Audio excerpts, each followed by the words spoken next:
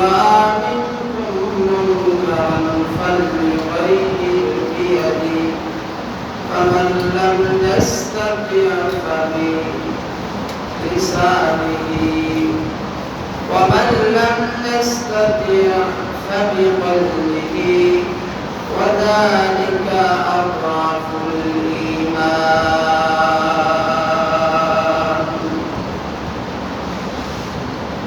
صدق الله مولانا العظيم وصدق رسوله النبي الكريم ونحن على ذلك من الشاهدين والشاكرين والحمد لله رب العالمين. قلب ذاکر دے مجھے قلب ذاکر دے مجھے رونے والی آنکھ دے تاکہ مجھے روتا رہو تیرا رضائی کے واسطے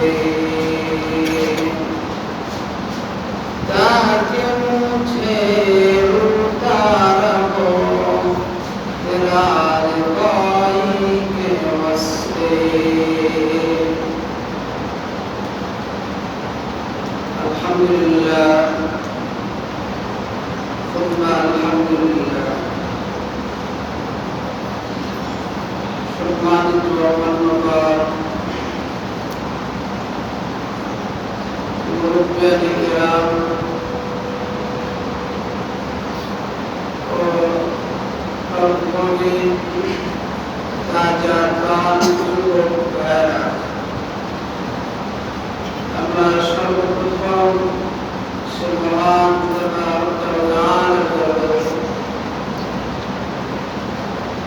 শুকরিয়া আদায় করব যে মহান তাআলা আমাদের সকলকে আসমানি বালা জমিনি বালা থেকে হেফাজত করে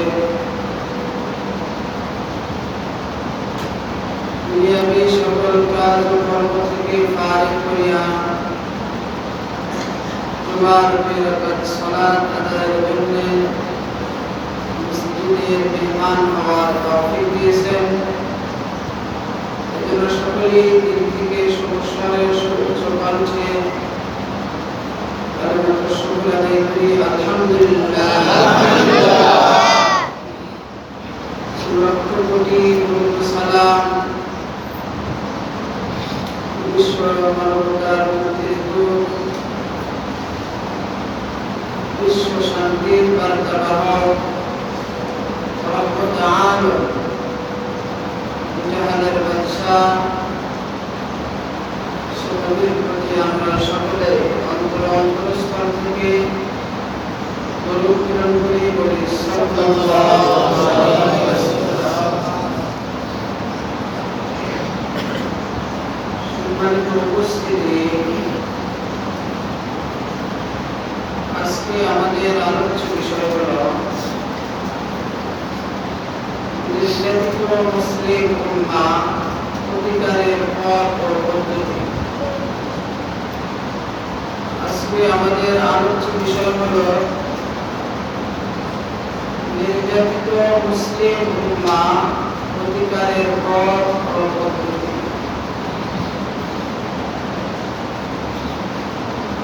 আমরা জেনে থাকবো বা আমরা জানি আজকে মুসলমানের রক্ত ঝরছে আরকানে, মুসলমানের রক্ত ঝরছে কাশ্মীর, রক্তের বন্যায় বয়ে যাচ্ছে ফিলিস্তিন। বর্তমান সময়ে ভারতের দিল্লির মুসলমানদের উপরে জুলুম নির্যাতন অন্যায় অবিচার তাদের উপরে অর্থাৎ গোটা বিশ্ব মানচিত্রে মুসলমানের রক্তে রঞ্জিত হচ্ছে। মুসলিম জনপদগুলো থেকে মাজলুমের পরিবার, নির্যাতিত, নিপীড়িত, নিগৃহীত মুসলমানের কান্না, আবার উদ্ধারকর্তা সকলেরই কেবল আত্মচিৎকার মুসলমানদের কানেই চলে আসতেছে বা আসতেছে। মুসলমানদের এই আত্মচিৎকারে আকাশ ও বাতাস ভারী হয়ে যাচ্ছে। আপনারা খেয়াল করলে দেখবেন সারা পৃথিবী কুফরি শক্তি কেমন জানি বাহ্যিকভাবে ঐক্যবদ্ধ হয়ে মুসলিমের উপরে নির্যাতন করা হচ্ছে। সারা দুনিয়াতে মুসলমানেরা আজকে নির্যাতিত। এমনকি মুসলিম দেশগুলোতেও কোরআন ও সুন্নাহ অনেক ক্ষেত্রে অনেক কথায় স্পষ্টভাবে বলার সুযোগ অনেক জায়গায় আমরা হারিয়ে ফেলেছি। আমি যেটি বলতে চাচ্ছি সেটি হলো, সারা দুনিয়াতে না দেখা এক অপশক্তির কাছে আজকে মুসলিম জাতি আমরা বন্দী হয়ে আছি। আমাদের সামাজিক অবস্থা যদি এমন হয়, আল্লাহ সুবহানাহু ওয়া তাআলা বলেন, আফাতুমিনুনা বিবাদিল কিতাবি ওয়া তাকফুরুনা বিবাদ। তোমরা কি কোরআনের কিছু অংশের উপরে ঈমান আনবে আর বাকি অংশকে অস্বীকার করবে? আফাতুমিনুনা বিবাদিল কিতাবি ওয়া তাকফুরুনা বিবাদ ফামা জাযাউ মান ইয়াফআলু যালিকা মিনকুম ইল্লা খিzyun ফিল হায়াতিদ দুনিয়া। আল্লাহ তাআলা বলেন, অবস্থা যদি মুসলমানদের এই হয়, কিছু মানি আর কিছু মানব না, কিছু বিশ্বাস করি আর কিছু অবিশ্বাস করি ছেড়ে দিই, কিছুকে আমলেও মনে করি আর কিছুগুলো না করলেই চলে, মনোভাব যদি এমন হয়, মনোচিন্তা যদি এমন হয়, আল্লাহ তাআলা বলেন তাহলে তাদের আখিরাতে মহা আযাবের ব্যবস্থা করা হয়েছে। তাদের দুনিয়ার জীবন হলো লাঞ্ছিত জীবন হবে, আর পরকালের জিন্দেগিতে তাদের জাহান্নামের মধ্যে বন্দী করা হবে। তো আমরা পাক্কা ঈমানদার তখনই হব যখন কোরআন ও সুন্নাহর উপরে পূর্ণ বিশ্বাসী হব, একটাও ছাড়ি না, একটাও বাদ দিই না, সবগুলোর উপরে ঈমান। আল্লাহ সুবহানাহু ওয়া তাআলা কেমন জানি ঘোষণা করতেছে, ঘোষণা তো আগেই আছে, وما لكم لا تقاتلون في سبيل الله। সারা দুনিয়ার মধ্যে মুসলমান আজকে নির্যাতিত, নিপীড়িত। প্রতিবাদের যে ভাষা, তিনটি স্তর রয়েছে, আজকে কেমন জানি তিন স্তরের কোন একটা স্তরের মধ্যে অনেক মুসলমানকেই পাওয়া যায় না। যেমন এই তো গত রাত্রে একটি মাহফিল হলো, আপনারা জানেন। তা আমি বসে আছি, সামনেই আমাদের কিছু ভাইয়েরা ওয়াজ শুনতেছেন, হুজুর নসিহত করতেছেন। একজন বলতেছে, এই তো দেখছো এখন কিন্তু আলেজের কথা বলতেছে, এখন এই যে ঝগড়া লাগানোর কথা বলতেছে। অথচ হুজুর ওই সময় আলোচনা করতেছিলেন মুসলিম উম্মাহ এই করুণ দুর্দশা নিয়ে, যে আমাদের করণীয় কি, আমাদের কাজ কি। তো কাজের ক্ষেত্রে যখন একটু প্রতিবাদী ভাষা বলছেন। তো আমরাই একজন ওয়াজ শুনতে গিয়েছে, সে বলতেছে এই তো আওলা জাওলা বলতেছে এখনই ঝগড়া লাগায় দেবে, এই সমস্ত বহন করার কি দরকার? কেমন জানি আমাদের প্রতিবাদী ভাষা আমরা হারিয়ে ফেলতেছি। তো আল্লাহ তাআলা বলতেছেন ওমা লাকুম লা তুকাতিলুনা ফি সাবিলিল্লাহ, তোমাদের কি হলো যে তোমরা আল্লাহর রাস্তায় যুদ্ধ করো না? আল্লাহর রাস্তায় জিহাদ কেন তোমরা করো না? অথচ হাজারো মুসলমান আজকে নির্যাতিত নিপীড়িত, কেন তোমরা আল্লাহর রাস্তায় বের হচ্ছ না? কেন তোমরা প্রতিবাদ করো না? কেন তোমরা প্রতিরোধ গড়ে তোলো না? কেন করো না? ওয়াল মুস্তাযআফিনা মিনার রিজালি ওয়ান নিসাই ওয়াল বিলদান, আল্লাহ তাআলা বলেন অথচ অনেক নারী এবং পুরুষ এবং শিশুরা আত্মচিৎকার করতেছেন, তারা ফরিয়াদ করতেছে আল্লাযীনা ইয়াকুলুনা রাব্বানা আখরিজনা মিন হাযিহিল ক্বরিয়াতিল যালিম, রব্বুল আলামিন মেহেরবানি করে এই অত্যাচারিত শাসক গোষ্ঠী থেকে আমাদেরকে বের করে দিন। রব্বুল আলামিন মেহেরবানি করে দয়া করে আপনি এই জালেমের অত্যাচার থেকে আমাদের হেফাজত করে। অসহায় হাজারো নারী পুরুষ এভাবে আল্লাহর কাছে ফরিয়াদ করতেছে, আল্লাহর সহ্য হয় না। আমরা দেখেছি বর্তমান সময়ে কিছুদিন পূর্বে মুসলিমদের উপরে এমন নির্যাতন, ছেলের সামনে বাবাকে হত্যা করেছে, বাবার সামনে ছেলেকে হত্যা করেছে, স্বামীর সামনে স্ত্রীর ইজ্জত লণ্ঠন করেছে, স্ত্রীর সামনে স্বামীকে হত্যা করতেছে। এমন এক করুণ দৃশ্য হচ্ছে, আর সারা দুনিয়ার মুসলমান আমরা দৃশ্য শুধু দেখতেইছি আর দেখতেছি। কেমন জানি ফুটবলের গ্যালারির মধ্যে বসে যেরকম খেলা দেখে, এরকম আজকে মুসলমান আমরা শুধু আমার ভাইয়ের উপরে নির্যাতন চলছে, জুলুম চলতেছে, আমরা এরকম গ্যালারির দর্শকের ন্যায় উপভোগ করতেছি। অথচ আল্লাহ তাআলা বলেন কেন বের হও না? কেন তোমাদের প্রতিবাদ আসে না? কেন তোমরা প্রতিরোধ করে তোলো না? আল্লাহ তাআলা বলেন রব্বানা আখরিজনা মিন হাযিহিল ক্বরিয়াতিল যালিমি আহলুহা, ওই নির্যাতিত মুসলমানেরা বলতেছে ওয়াজআল লানা মিন লাদুনকা ওয়ালিয়া, রব্বুল আলামিন আপনার পক্ষ থেকে একজন অভিভাবক প্রেরণ করে।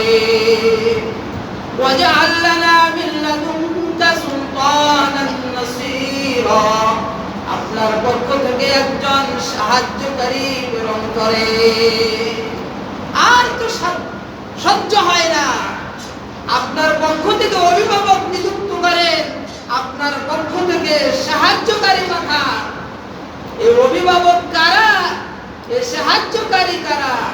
এই সাহায্যকারী তো তারাই দুনিয়ার এক প্রান্তে যখন মুসলমান নির্যাতিত হবে, অপর সমস্ত প্রান্তগুলো থেকে মুসলমানদের অভিভাবক হয়ে নির্যাতিত নিগৃহীত মুসলমানদের পক্ষে অবস্থান করে, মাজলুম জনতার পক্ষে অবস্থান করে জালেমের বিরুদ্ধে প্রাণান্তকর প্রচেষ্টা সংগ্রাম চালিয়েছে। আজকে সংগ্রামী মানসিকতা আমাদের থেকে বের হয়ে যাচ্ছে, সংগ্রামী চেতনা আজকে আমরা ধারণ করতে চাই না। অথচ প্রত্যেকটা জাতি, প্রত্যেকটি দেশ তার স্বাধীনতা অর্জন করেছে, স্বাধীনতা ছিনিয়ে নিয়েছে প্রতিবাদী মানসিকতা থেকে। জাতি যদি প্রতিবাদী মানসিকতা হারিয়ে ফেলে, প্রতিরোধ মানসিকতা যদি জাতি হারিয়ে ফেলে, ওই জাতি কখনো তার স্বাধীনতা অক্ষুণ্ণ রাখতে পারে না, ওই জাতি কখনো তার দেশ হেফাজত করতে পারে না। এজন্য প্রতিরোধ, প্রতিবাদী, প্রতিকার, এই মানসিকতা আমাদের থাকতে হবে। আজকে আমাদের আলোচ্য বিষয় এজন্যই এই প্রতিবাদী এই জালেমের বিরুদ্ধে অবস্থান করার মানসিকতা, যোগ্যতা যেন হাসিল হয়। এজন্য আজকের আলোচ্য বিষয় হলো নির্যাতিত মুসলিম উম্মাহ প্রতিকার ও প্রতিকারের পথ ও পদ্ধতি। আজকে আমরা এই নির্যাতিত মুসলমানেরা যদি আমরা মুক্তি পেতে চাই, নির্যাতন থেকে, নিপীড়ন থেকে যদি আমি মুক্তি পেতে চাই, আমার জাতিসত্তা যদি আমি ধরে রাখতে চাই, তাহলে আমাদের ফিরে যেতে হবে আমার পূর্বপুরুষগণ, মুসলমানদের ঐতিহ্য, মুসলমানদের সামাজিক অবস্থা, মুসলমানদের আত্মমর্যাদা কেমন ছিল, সেই চেতনার উপরে আবারও ফিরে আসতে হবে। মুসলমান তো এমন একটি জাতি যারা কখনো অন্যায় করে না, অন্যায়কে সহ্যও করতে পারে না, নিজে তো অন্যায় করেই না, অন্যায় সহ্য করে না। অন্যায়কারী জালেমের বিরুদ্ধে পরামর্শকর শ্রেষ্ঠা সংগ্রাম চালিয়ে যায়, যদিও তার বুকে তাজা রক্ত ইসলামের জন্য, কোরআনের জন্য, শরীয়তে ইসলামের জন্য, দ্বীনের জন্য ঢেলে দিতে হয়, এতেও দিতে সে প্রস্তুত। এর পরেও জালেমের বিরুদ্ধে সংগ্রাম করবেই, এটাই ছিল মুসলমানদের চেতনা। আল্লাহ তাআলা বলেন, তা'মুরুনা বিল মা'রুফি ওয়া তানহাউনা 'আনিল মুনকার ওয়া তু'মিনুনা বিল্লাহ। খুব ভালো করে বুঝবেন, রব্বুল আলামিন বারংবার বিভিন্ন জায়গায় আল্লাহ তাআলা নির্দেশ দেন, তোমরা নেক কাজের আদেশ করো এবং অন্যায় কাজের বাধা প্রদান করো। ভাইরা আমার, সারা দুনিয়ার কথা কিছুক্ষণের জন্য আমরা একটু ভুলে যাই, আমাদের সামাজিক অবস্থার দিকে তাকান। সামাজিক অবস্থাটা এমন হয়েছে, অন্যায়ের বিরুদ্ধে কথা বলার মতন কোনো মানুষ পাওয়া যায় না। সমাজের অবস্থা এমন হয়েছে, কোন জায়গায় কোনো দুর্ঘটনা যদি হয়েই যায়, সেখানে যদি কেউ অন্যায়ের প্রতিবাদ করে, দেখা যায় তার পক্ষে অবস্থান করার মতন মানুষ খুব কম পাওয়া যায়। ভিন্ন পক্ষ স্বার্থোল্লাসী বা সন্ত্রাসী কার্যক্রম যিনি করতেছেন বা অন্যায় বিচার যার দ্বারা হচ্ছে, তার পক্ষে অবস্থান করার মতন অনেক মানুষই দেখা যায়। অথচ আল্লাহর রাসূল হাদিসে পাকের মধ্যে বলেন, মান রাআ মিনকুম মুনকারান ফালইয়ুগাইয়ির বিয়াদিহি।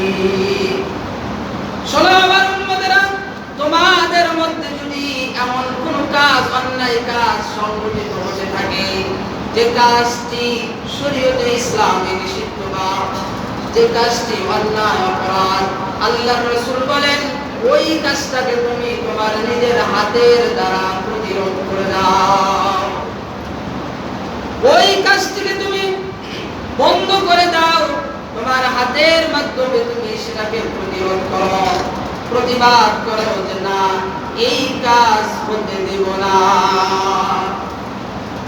এই উম্মতের শ্রেষ্ঠ ব্যক্তি হযরতে আবু বকর রাদিয়াল্লাহু তাআলা আনহু, সিদ্দিক আবু বকর রাদিয়াল্লাহু তাআলা আনহু, এনার তো উক্তি ছিল, আয়ান কুসু আবু বকর আয়ান কুসুদ্দিন ওয়া আনা হাইয়ুন। আমি আবু বকর জীবিত থাকবো আর দিনের কিঞ্চিত পরিমাণ ক্ষতি হয়ে যাবে, আবু বকর জীবিত থাকা অবস্থায় এটা কখনো মেনে নিতে পারে না। সুবহানাল্লাহ। আমি জীবিত আছি আর আমার দ্বীনের ক্ষতি হবে, হতেই পারে না। প্রয়োজনে শহীদ হয়ে যাব, দ্বীনের ক্ষতি হতে দেব না।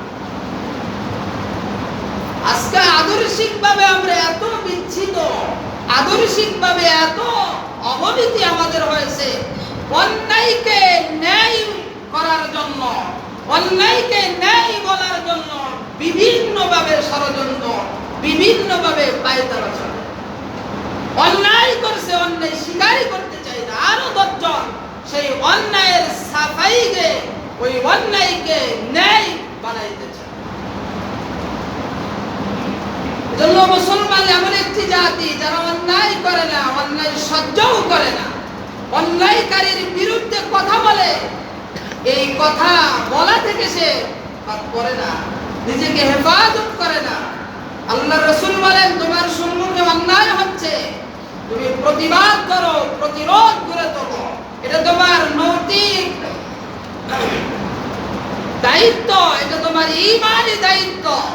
একটি জাতি তার জাতিসত্তা ঠিক রাখার জন্য, তার আদর্শ ঠিক রাখার জন্য, দুনিয়ার মধ্যে জাতি হিসেবে প্রতিষ্ঠিত হওয়ার জন্য জাতিকে এই কথা অবশ্যই মানতে হবে, এই আদর্শের উপর অবশ্যই আসতে হবে। অন্যায় হলে প্রতিরোধ করব, অন্যায় হলে প্রতিবাদ করব। করব তো নাকি ইনশাআল্লাহ? করবেন ইনশাআল্লাহ? করা দরকার, খুব দরকার। আজকে সারা দুনিয়া আমরা যে বসে আছি, আমরা বসে আছি বাঁচার জন্য, বাঁচতে তো দিবে না। হয়তো বসে আছি বাঁচার জন্য, বাঁচার উপায় নাই। দেখেন না, বিভিন্ন দেশে বিভিন্ন মহামারী রোগে আক্রান্ত হয়ে হাজার হাজার মানুষ মারা যাচ্ছে। তো আমি আর আপনাকে বসে থাকলে তো বাঁচবো না। এজন্য আসেন, যে কয়দিন আল্লাহ তাআলা নির্ধারিত হায়াত দিয়েছেন, কয়দিন তো আছি। মরণ একবারই হবে, জন্ম একবার, যেহেতু মরণও একবার, বারবার মরণ হবে না। নির্ধারিত সময় হয়ে যাবে, কথা বলতেই থাকবো, অন্যায়ের বিরুদ্ধে ন্যায়ের পক্ষে অবস্থান নিতেই থাকবো। রাজি আছি নাকি ইনশাআল্লাহ? আল্লাহ আমাদের সকলকে কবুল করেন, আমিন। বলতেছিলাম, মুসলমানদের আদর্শ অনেক উঁচু ছিল। মুসলমান তো সেই জাতি যারা পারস্য উপসাগরের পানির উপর দিয়ে পার হয়ে 30,000 ঘোড়া নিয়ে অতিক্রম করে মাজলুম জনতার পক্ষে অবস্থান নিয়েছিল। 30,000 ঘোড়া চালিয়ে দিয়েছে পারস্য সাগরের উপর দিয়ে। সাগর পাড়ি দেওয়ার জন্য কত কিছুর প্রয়োজন হয়। খালিদ বিন ওয়ালিদ রাদিয়াল্লাহু তাআলা আনহুর নেতৃত্বে সামনে সাগর যাবে কেমনে, সেনাপ্রধান হুকুম করে দিয়েছে, ঘোড়া চালিয়ে যাও। সাগর পার হয়ে গেছে, একটা ঘোড়ারও খুর পর্যন্ত ভেসে নাই। সুবহানাল্লাহ। পার হয়ে গেছেন, মাজলুমের পক্ষে অবস্থান নিয়ে জালেমের বিরুদ্ধে প্রতিরোধ করেছে এবং সেখানে ইসলাম কায়েম হয়েছে। মুসলমানদের, আমাদের পূর্বপুরুষরা কখনোই অন্যায়ের সাথে আপোষ করতেন না, কখনোই ন্যায়ের বিপক্ষে দাঁড়াতেন না, সর্ব অবস্থায় ন্যায়ের পক্ষে, অন্যায়ের বিরুদ্ধে। মুসলমানদের অবস্থা সাহাবায়ে কেরামের জীবনে এসেছে। আফ্রিকার গহীন জঙ্গলের মধ্যে ইসলামের প্রচার প্রসারণার জন্য, দ্বীন কায়েমের জন্য ঘর থেকে বের হয়েছে। আফ্রিকার গহীন জঙ্গলে অবস্থান করতেছে।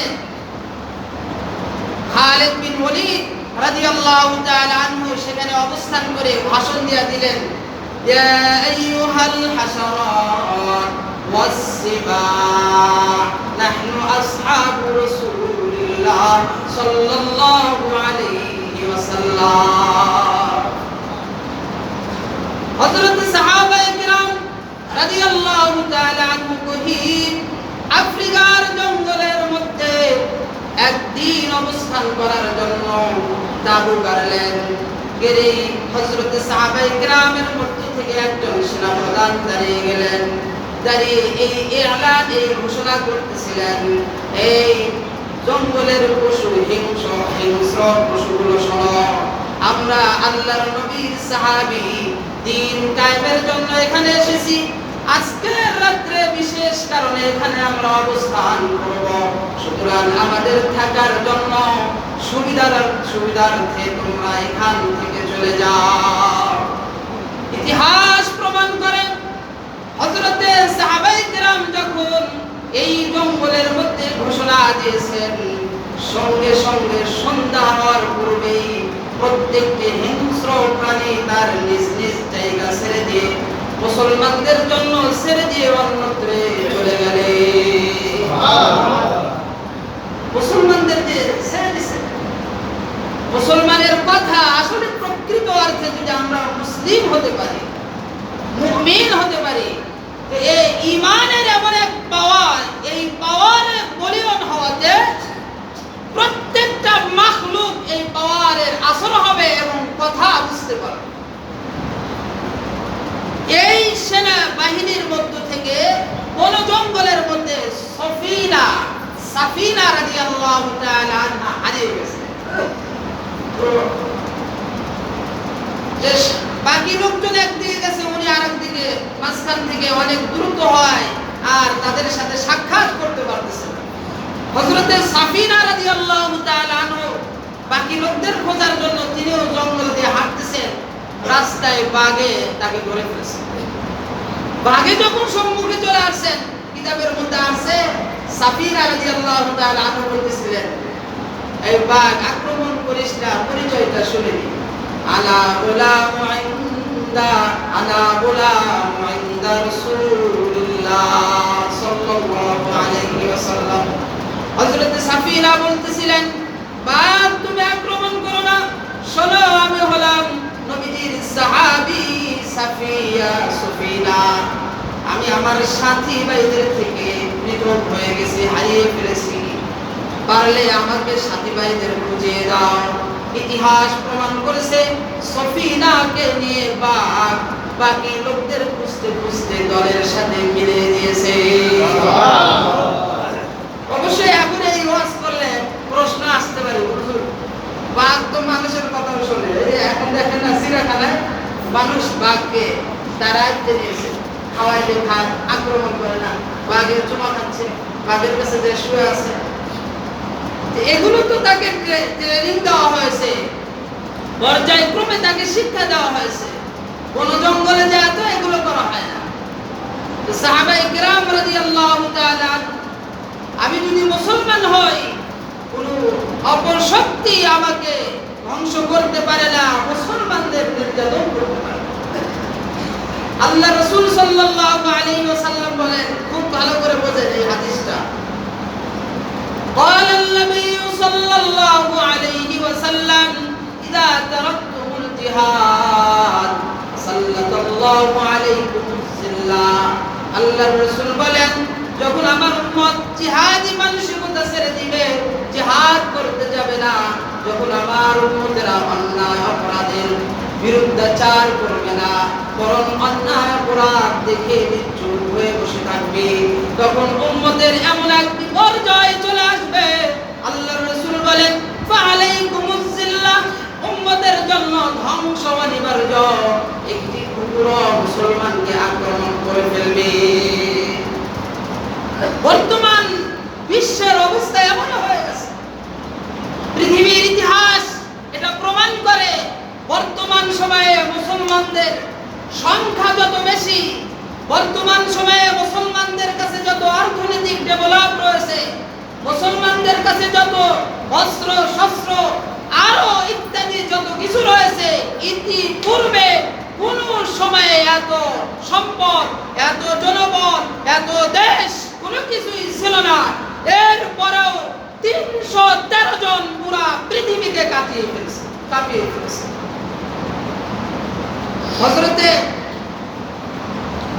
সাহাবায়ে কেরাম রাদিয়াল্লাহু তাআলা আনহুর মধ্যে থেকে একজন ছিলেন খালিদ বিন ওয়ালিদ রাদিয়াল্লাহু তাআলা। রোম সম্রাটের কাছে গেছে দ্বীনের দাওয়াত দিতে। তো রোম সম্রাটের কাছে যখন দ্বীনের এলান নিয়ে দাওয়াত দিয়ে উপস্থিত হয়েছেন, ওনার রাজ প্রাসাদের ওনার মেন দরবারে ঢোকার জন্য 7টি দরজা ছিল। প্রত্যেকটি গেট এমন ভাবে করছে যে ওখানে যেই যাবে মাথা নিচু করতে হবে। হযরত খালিদ বিন ওয়ালিদ রাদিয়াল্লাহু তাআলা আনহু উপস্থিত হলেন এবং সেই দরজায় 1,50,000 সৈন্য ছিল, প্রত্যেকের কাছেই অস্ত্র ছিল। 1,50,000 সৈন্যের সম্মুখে হযরত খালিদ বিন ওয়ালিদ চিৎকার দিয়ে কথা বলতেছিলেন, মুসলমান তো এমন এক জাতি যারা আল্লাহ ছাড়া আর কারো কাছে মাথা নত করে না, সুতরাং গেট ভাঙো, আমি রোম সম্রাটের সাথে সাক্ষাৎ করব। কি মনোবল ছিল, কি আদর্শ ছিল, কি প্রতিবাদী ছিল তারা। আপনি চিন্তা করছেন 1.5 লক্ষ মানুষের সম্মুখে এই কথা বলতেছে যে তোর দরজা ভাঙ, আমি ঢুকবো। ইতিহাস কথা বলতেছে যে সৈন্যদের একজন প্রধান বাদশার কাছে গেলেন যে খালিদ বিন ওয়ালিদ মুসলমানদের প্রতিনিধি হয়ে আপনার সাথে সাক্ষাৎ করতে চায়। এখন আপনার দরজা তো ছোট, মাথা নত হয়, সে মাথা নত করতে রাজি না, দরজা ভাঙতে বলে, গেট ভাঙতে বলে। বাদশা শুনে বলে ঠিক আছে, ভেঙে দাও, খালিদ আমার কাছে আসুক, আমি সাক্ষাৎ করব। সুবহানাল্লাহ। সেনা প্রধান বলতেছিল কেন একজনকে দেখে ভয় পাবো আমরা তো আছি 1.5 লক্ষ। বাদশা বলতেছিল বেশি কথা বাড়ায়ও না, মুসলিম জাতিকে তুমি চেনো না, এক খালিদ মরে যাবে, 1000 খালিদ প্রতিবাদের জন্য আবারও দাঁড়িয়ে যাবে। সুবহানাল্লাহ। দরজা 7টা ভাঙা হলো। খালিদ রোম সম্রাটের কাছে সাথে সাক্ষাৎ করলেন। বর্তমান রোম মানে ইতালি, দেখেন না আজকে ইতালি কি মহামারী, সবচেয়ে বেশি ভয়াবহ অবস্থা এখন হচ্ছে। রোম সম্রাটের সাথে সাক্ষাৎ করলেন। সাক্ষাৎ করেই তিনি বলতেছিলেন শোনো, আমার সময় নাই, আমার ভাইয়েরা তোমার রাজপ্রাসাদের অপর প্রান্তে অপেক্ষায় রয়েছে, আসরের সময় হয়ে যাবে, আমি আসরের নামাজ জামাতে আদায় করতে চাই, দ্রুত আমার সাথে সন্ধি চুক্তিতে আবদ্ধ হও। বাদশার কাছেই তার দেহরক্ষী ছিলেন 16 জন, প্রত্যেকের কাছেই তরবারি ছিল, মারাত্মক বিষ ভরানো এই তরবারি আঘাত করার সঙ্গে সঙ্গে মৃত্যু অনিবার্য। খালিদ বিন ওয়ালিদ এই কথা বলার সাথে সাথে বাদশা বলছিল যদি চুক্তি না করি, যদি সন্ধি না করি, খালিদ বিন ওয়ালিদ রোম সম্রাটের রাজমহলে, রাজ দরবারে বলতেছিলেন যদি সন্ধি না করো তাহলে এই যে তরবারি দেখতেছো এক আঘাতে তোমাকে হত্যা করে জাহান্নামে পাঠিয়ে দেব। সুবহানাল্লাহ। খালিদ বিন ওয়ালিদের কথাগুলো এমন উত্তপ্ত ছিল, এমন আক্রমণাত্মক ছিল, এই কথা বলার সঙ্গে সঙ্গে 16 জন দেহরক্ষী বাদশাকে ছেড়ে তারা আত্মরক্ষার জন্য পালিয়ে চলে। বাদশা রোম সম্রাট চেয়ারের নিচে যা বসলেন। খালিদ বিন ওয়ালিদ বলে ইসলাম তো কোন মাজলুমের উপরে আক্রমণ করতে শিখায় না, তুমি তো মাজলুম, তোমার উপরে আমি আক্রমণ করতে চাই না, চলো আমার সাথে সন্ধি করো। সঙ্গে সঙ্গে সন্ধি হয়ে গেল। এক খালিদ একাই রোম সম্রাট দখল করে, রোম এই রাজ্য দখল করে আবারও বাকি সাথী ভাইদের সাথে আসরের নামাজ বা জামাত আদায় করে দিল। আজকে মুসলমানদের ঐতিহ্য এমন ছিল, আমরা কেন অন্যায়ের বিরুদ্ধে বলবো না? বলতেই আমাদের হবে, কারণ বললে অনেক লাভ, না বললে তো ক্ষতি হয়ে যাবে। আসুন মুসলমানদের, আমরা আজকে সারা দুনিয়াতে মুসলমান নির্যাতিত। আল্লাহ তাআলা বলেন ইয়া আইয়ুহান নাবিয়্যু হাররিদিল মুমিনিনা আলাল কিতাল।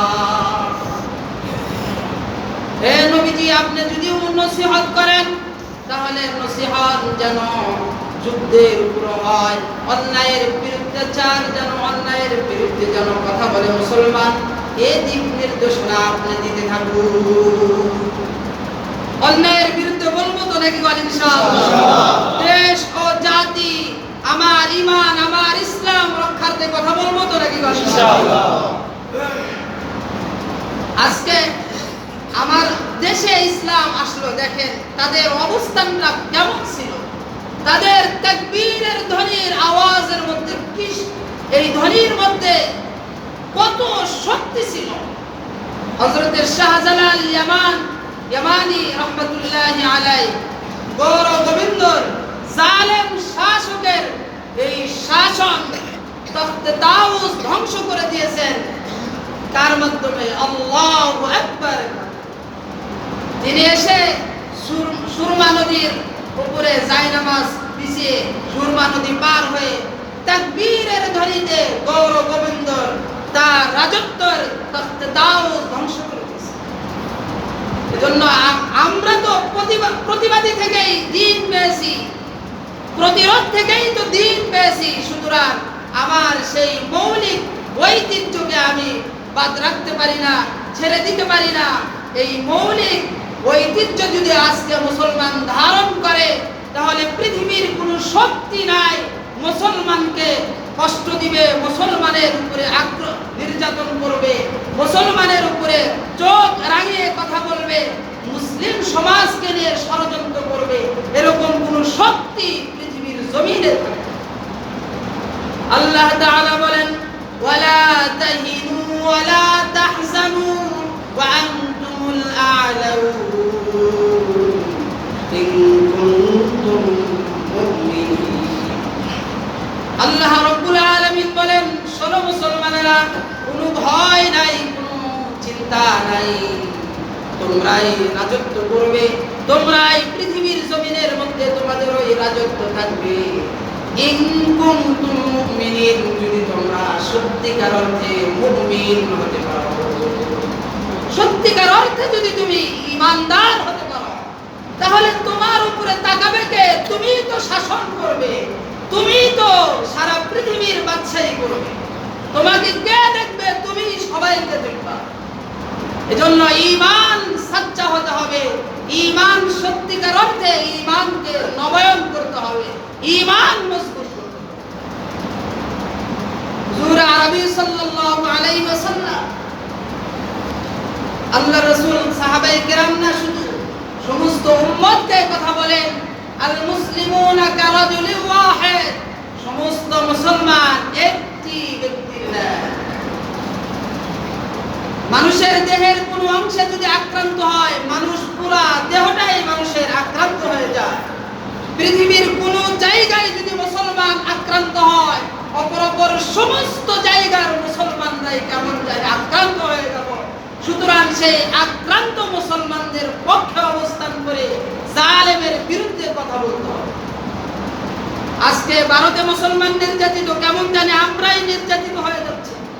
আজকে মায়ানমারে মুসলমান নির্যাতিত, নিপীড়িত, নিগৃহীত, কেমন জানি আমরাই নির্যাতিত, নিপীড়িত, নিগৃহীত। আজকে আফগানে, ফিলিস্তিনে মুসলমানদের এই করুণ অবস্থা, কেমন জানি আমরা, আমাদেরও এই করুণ অবস্থা। জালেমের বিরুদ্ধে আমাদেরও কথা বলতে হবে। বললে আল্লাহ তাআলা শাহাদাতি, মৃত্যু নসিব করবেন। আর আল্লাহ সুবহানাহু ওয়া তাআলা বলেন, যার মরণ হবে শহীদি মরণ, সে কখনোই মরতে পারে না, বরং সে কবরের জিন্দেগিতেও জিন্দা থাকবে। সুবহানাল্লাহ। বানাম কথা বললাম না ভাই, কোরআন শরীফের আয়াতের অর্থ বললাম, গলা বসে গেছে, তোমরা বলতে পারতেছ। বাল আহয়াউন, আল্লাহ নিজে বলেন, শোনো, তারা তো জীবিত, ওয়ালাকিন লা ইয়াশউরুন, তোমরা বোঝো না যে তারা জীবিত, বুঝতে পারো না।